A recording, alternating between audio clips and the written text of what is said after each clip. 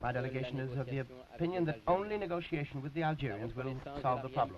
Only the recognition of the Algerian national realities and the right of that country to independence will end the shedding of blood and will permit France to consolidate her interests and establish with the Algerian nation new relationships based on cooperation and friendship.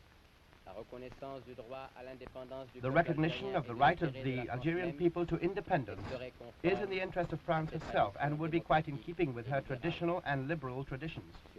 Mr. Chairman, gentlemen, His Majesty the King of Morocco and his government have never ceased to use all their efforts to bring together the points of view there and to seek out a just and peaceful solution to the problem of Algeria. Unfortunately, these efforts have not always been correctly understood nor weighed by the French government. The increase in the rhythm of the war in Algeria forces us to deplore again the thoughtless action of the kidnapping of the Moroccan plane on the 23rd of October 1956, which stopped the Tunisian conference from taking place and therefore made it impossible for some agreement to be arrived at between the heads of the Algerian peoples and France. This was an act which was contrary to the laws of aerial navigation, and therefore we could not countenance such an action. His Majesty the King of Morocco, in Tangier last September, expressed an appeal that this dramatic situation be ended, which troubles peace and security in the north of Africa.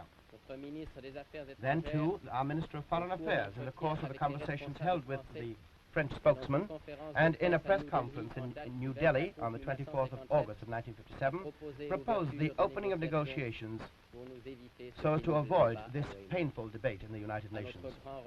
To our great regret, our appeals to France fell on deaf ears. Even last week, His Majesty the King of Morocco and the President of the Tunisian Republic conferred in Rabat and addressed a pressing appeal to the two parties, and I quote, to undertake negotiations that will lead to a just solution and thus assure the cementing of the sovereignty of the Algerian peoples in accordance with the principles of the United Nations, and also safeguard the legitimate interests of France and her nationals, unquote. To this effect, the two chiefs of state offered their good offices and suggested putting these offices at the disposal of France and the spokesman of the FLN. And on this matter there should be no ambiguities. This is not a question of arbitration. This is good offices, mediation in other words. Morocco and Tunisia, friends at one and the same time of both France and Algeria, linked as we are to both these countries by ties of friendship, are ready to facilitate contacts between the two parties, but obviously negotiations must be carried out by the two parties directly concerned.